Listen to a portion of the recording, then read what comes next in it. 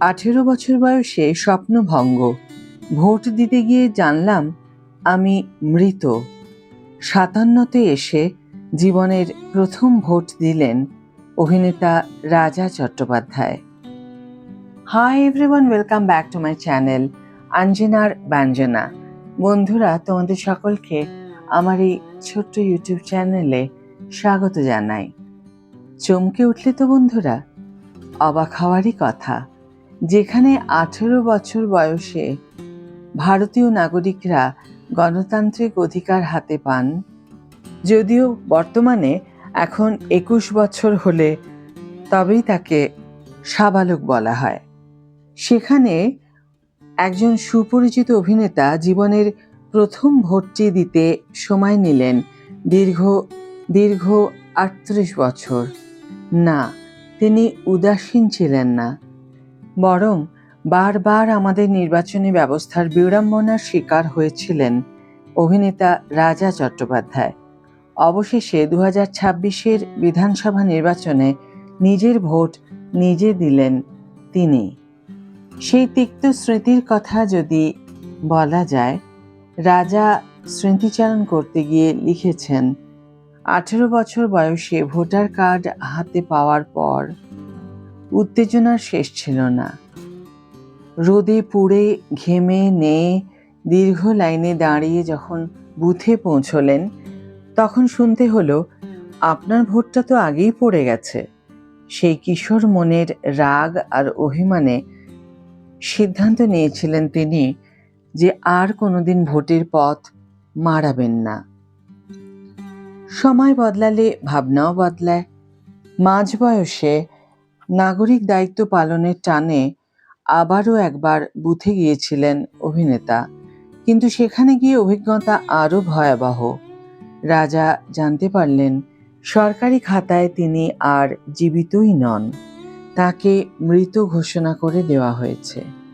সেই দ্বিতীয়বার প্রত্যাখ্যাত হওয়ার পর নির্বাচন থেকে নিজেকে চিরতরে গুটিয়ে নিয়েছিলেন তিনি। এখন 2026 সালে SIR এর ফলে 57 বছর বয়সে এসে তিনি তার নতুন অস্তিত্ব খুঁজে পান। নতুন করে জীবনে প্রথমবার তিনি ভোট দেন। উত্তর কলকাতা থেকে দক্ষিণ কলকাতায় ঠিকানা বদলানোর পর 2026 সালে নতুন করে ভোটার কার্ড তৈরি হয় রাজার। অনেক মানুষের সহযোগিতায় অবশেষে এই বছর এলো সেই মাহেন্দ্রক্ষণ। রাজা লিখছেন, আমি যেহেতু অভিনেতা, অনেকেই ভালোবাসেন, অনেকে ফোন করে রিক্সা পাঠাতে চাইলেন, সাহায্য করতে চাইলেন। আমি শুধু বলেছিলাম, লাইনে দাঁড়ানোটা আমার জন্য কঠিন, কেউ যদি একটু সাহায্য করে। এক ছোট ভাইয়ের বাইকে চেপে কেন্দ্রে পৌঁছনো এবং সেখানকার কর্মীদের সহায়তায় দীর্ঘ লাইনের ঝক্কি এড়িয়ে অবশেষে EVM এর সামনে দাঁড়ালেন অভিনেতা। বিদ্রূপ করে তার এক ছোট ভাই বলেই ফেলল, দাদা, তুমি আমার থেকে বয়সে অনেক ছোট, আমি তোমার চেয়ে ভোটদানে সিনিয়র।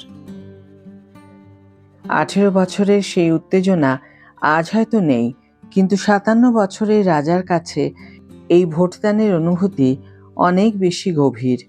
অভিনেতা আবেগপ্রবণ হয়ে লিখেছেন, দীর্ঘ 38 বছর পর নিজের অধিকার নিজে প্রয়োগ করার আনন্দ, এটা ভাষায় বোঝানো কঠিন। আজ আমি ভীষণ খুশি, ভীষণ গর্বিত।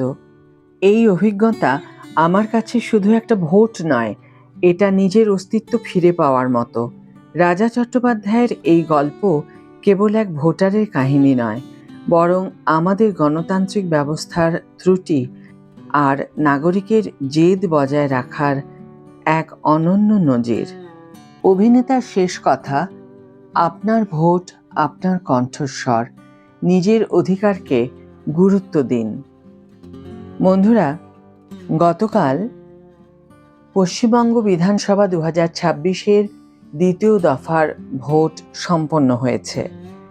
তবে সম্পন্ন হয়েছে বললে ভুল হবে, কারণ বেশ কিছু জায়গায় বিক্ষিপ্ত কিছু ঘটনা ঘটেছে, যার ফলে ভোট পর্ব বিঘ্নিত হয়েছে। সেই জায়গায় রিপোলের ব্যবস্থা করা হয়েছে। তারপর ফাইনালি গণনা শুরু হবে এবং শেষ হলে আমরা জানতে পারবো এই ভোটের পরিণতি। আজকের ভিডিও এখানে শেষ করছি বন্ধুরা। ভিডিওটি যদি কার্যকর বলে মনে হয়ে থাকে তাহলে অবশ্যই একটি ছোট্ট করে লাইক দিও, শেয়ার করো বন্ধুদের সাথে, কমেন্ট করে জানিও তোমাদের মতামত। যারা এখনও আমার চ্যানেলটিকে সাবস্ক্রাইব করোনি তারা অবশ্যই চ্যানেলটিকে সাবস্ক্রাইব করে আমার পাশে থেকো, আর যারা অলরেডি সাবস্ক্রাইব করে দিয়েছো তাদের জন্য আমার অনেক ভালোবাসা এবং অনেক ধন্যবাদ। আজ তাহলে বিদায় বন্ধু, দেখা হবে পরের ভিডিওতে। ভালো থেকো, সুস্থ থেকো, সঙ্গে থেকো।